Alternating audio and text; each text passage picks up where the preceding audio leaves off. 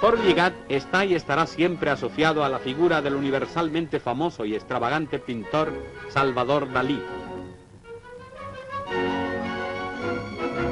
Aquí le vemos una vez más en su propio ambiente y, como siempre, nos invita a la exhibición de originales sorpresas.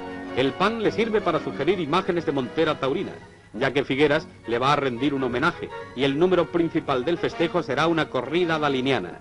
Mientras tanto, el pintor maneja y exhibe los símbolos: la pistola, el cucharón, las velas y muchas cosas más.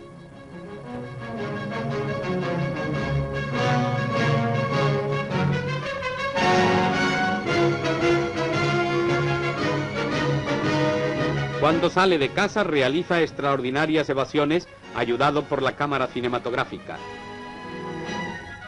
Luego ejecuta un boceto sobre tauromaquia a golpe de pistola. La corrida, en opinión de Dalí, es un rito sagrado, y según ha declarado recientemente, piensa pintar un cuadro utilizando como pincel sus bigotes, que están provistos de antenas como los de los gatos. El festejo se celebra en la Plaza de Toros de Figueras y el pintor, en coche descubierto, rodeado de exóticos gigantes, hace el paseillo entre ovaciones.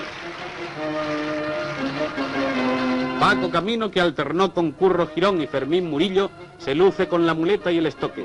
Los tres espadas brindaron al festejado.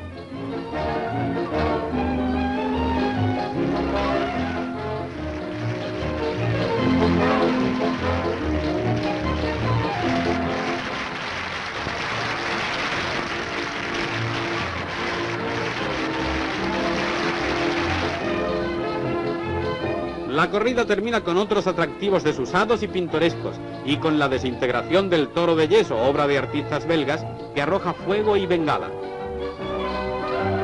Dalí saluda desde el tendido en el homenaje que le tributa a la comarca del Ampurdán.